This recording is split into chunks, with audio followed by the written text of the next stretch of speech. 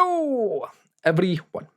My name is Paul Third, and today I have a big rant about acoustical audio. Yes, I know you guys are going to be surprised, but I'm a little bit irked and I'm a little bit frustrated.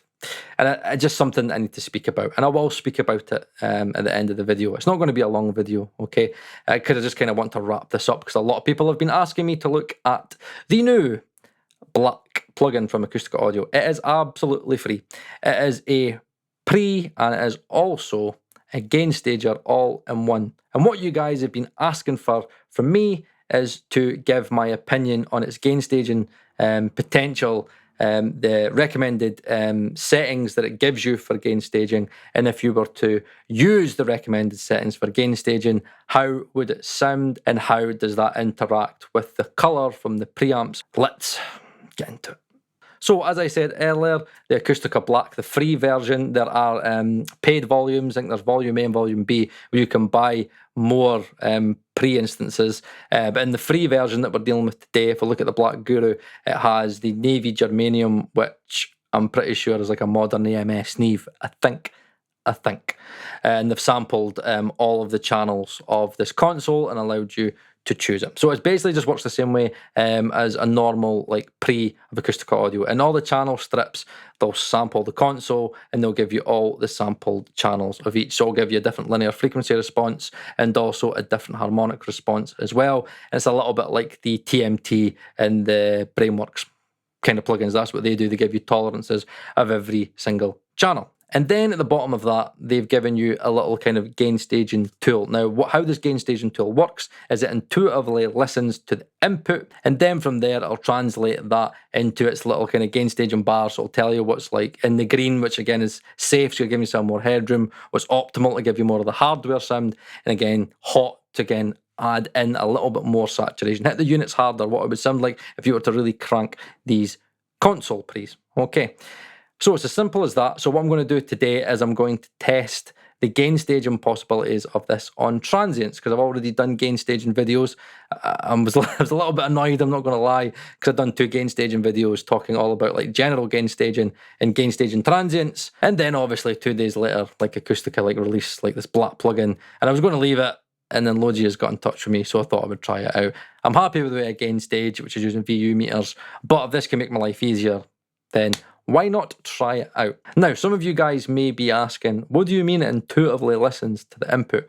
What I mean by that is it's able to discern what kind of source is being fed in terms of transient information. So in the gain stage and transients video, I was talking all about how VU meters are quite slow, and you need to leave more headroom in VU meters when dealing with fast transients, somewhere in the region of say -15 to -10 VU, just to make sure that you're not overloading the input, because VU meters are pretty slow for fast transients. So to test the gain staging capabilities of Black, I stuck a snare through Black and I set the snare to its like optimal setting, okay, which on the meters it's like -18 to -15. Sometimes it was slightly going in the hot. And then from there I stuck a VU meter instance after the Black instance, and lo and behold, on the VU meter it was showing -15 to -10 VU. And then when I did the same thing on a kick drum, when I put the VU meter after, it was showing kind of more closer to like 0 VU. At certain points it was just kissing 0 VU. So it's clever enough to understand what is a fast transient and what's a slow transient. So that's really handy for transients. Like really, honestly, that's almost like a godsend for transients. However, it's only looking good on paper just now, okay? It's great it can discern between fast transients and slow transients, but what does it sound like? And this is the test that we're away to do. So I've got a kick, snare, overheads. How does it preserve the transients, and how does the colour from the pre's affect the transient, right? Think about if Acustica Black is the very first plugin that you use on your entire mix to gain stage with, right? Again, you could hit it harder. There's an auto gain button, so if you don't want to gain stage, you can hit the auto gain button and just hit it really hard for more saturation because you're hitting the pre harder. But you can do that on every single pre-instance, I'm pretty sure, that Acustica Audio do. I'm pretty sure nearly all of them are auto gain staged. And that is why I want to look at this more in terms of the gain staging, because that's really the only thing that it's doing differently. So the Smart Company EQ with and without Acustica Black. Let's do it.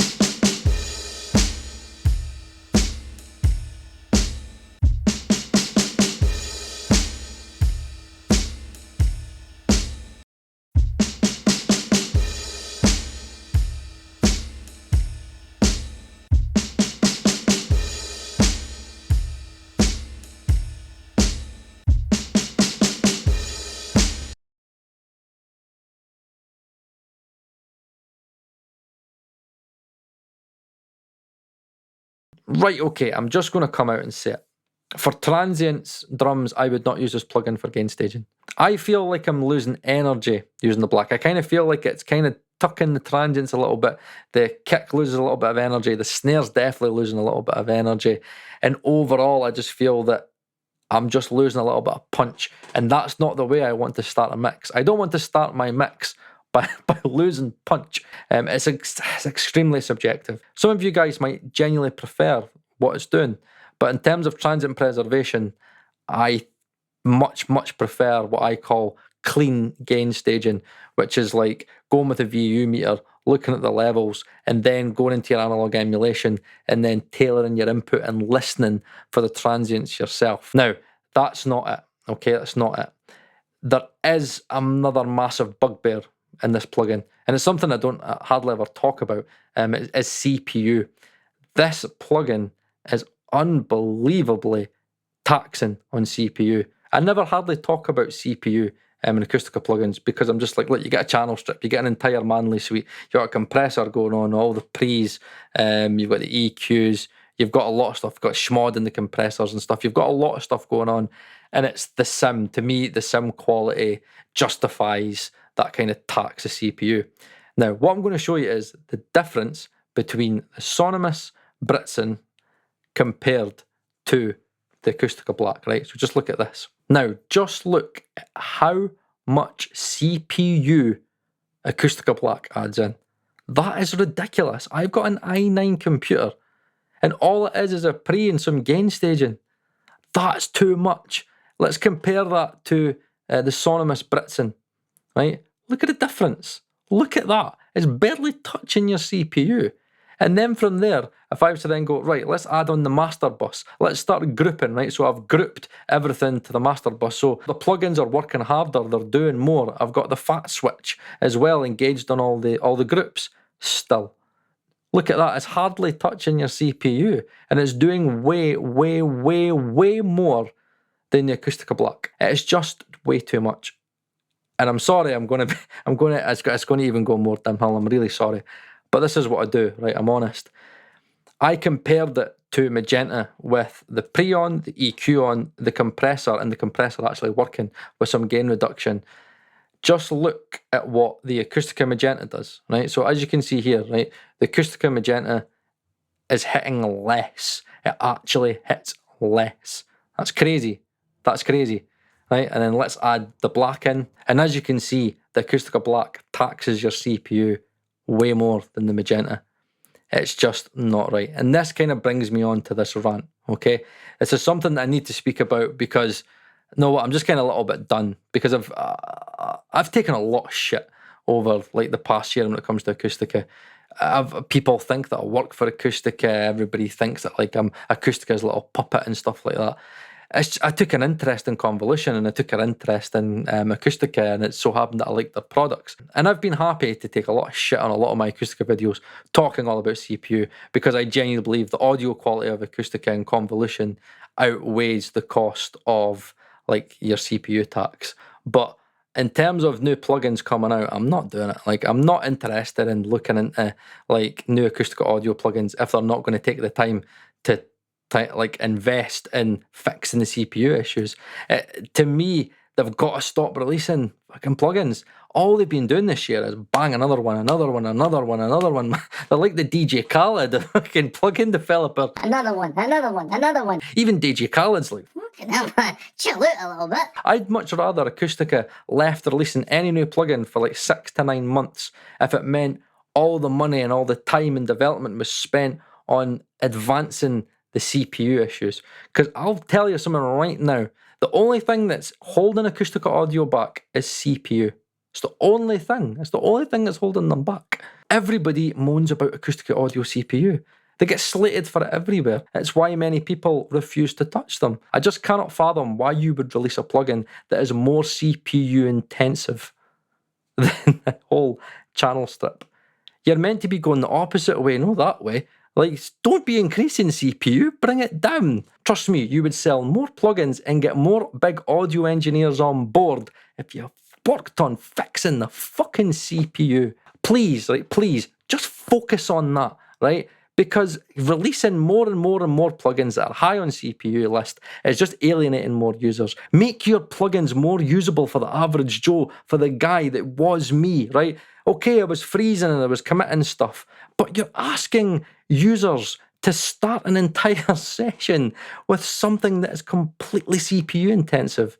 If you were to use ACUSTICA Black over an entire session and use that to gain stage, you're going to have to commit it. You're going to have to, because like, how can you start a session and add more plugins on top of that when you're already ramming your CPU? It doesn't make any sense. Again, I'm not a plugin developer, right? I don't know a lot about convolution, so I don't know how easy it is to fix, but they've been fixing it over the years. Giancarlo Del Sordo and his Acustica team are very, very clever guys. Surely their time and their money must be better invested in trying to fix CPU. Surely it must be. That's my bugbear just now. There are a few Acustica plugins that I still want to look at, but for new Acustica audio plugin releases, I'm slowly kind of losing interest a little bit, because I personally feel that they're prioritizing get plugins out. Let's get selling, let's get plugins out, when really they should be trying to develop what they've already got. Think about like gold, navy, magenta, like amber, like cola, like all of these amazing channel strips that they've got, entire manufacturer suites, and more people could be using these plugins, but they're not because of CPU. Obviously, I'm talking from an idealistic world where I'm just like probably making it that it's just easy to go throw money at it and bang, like you've got your CPU issues fixed. But I don't know, it just looks more like to me that they're not really that focused on the CPU, which is where they need to be going. Like from a workflow aspect, you need to make your plugins more CPU effective, and releasing this plugin is just I can't get my head around it. I'm sorry, I just cannot get my head around it. So am I going to be using ACUSTICA Black? Okay, no way. It's too CPU intensive, and I don't really like what's into the transients. It's just a pre with a little bit of gain staging. Is it a handy tool? Yes, it's still a handy tool. It's a handy tool, but all that CPU for a handy tool, not for me, not for me. So that's my rant over, right? It's going to be controversial. I'm going to piss off a few people in the process, but I've got to speak my truth. If I'm annoyed about something, I'm going to speak about it, right? You asked my opinion, that's my opinion on it, right? Is what it is. Okay, so let me know your comments down below, and I will see you next week on Mixing Wednesdays.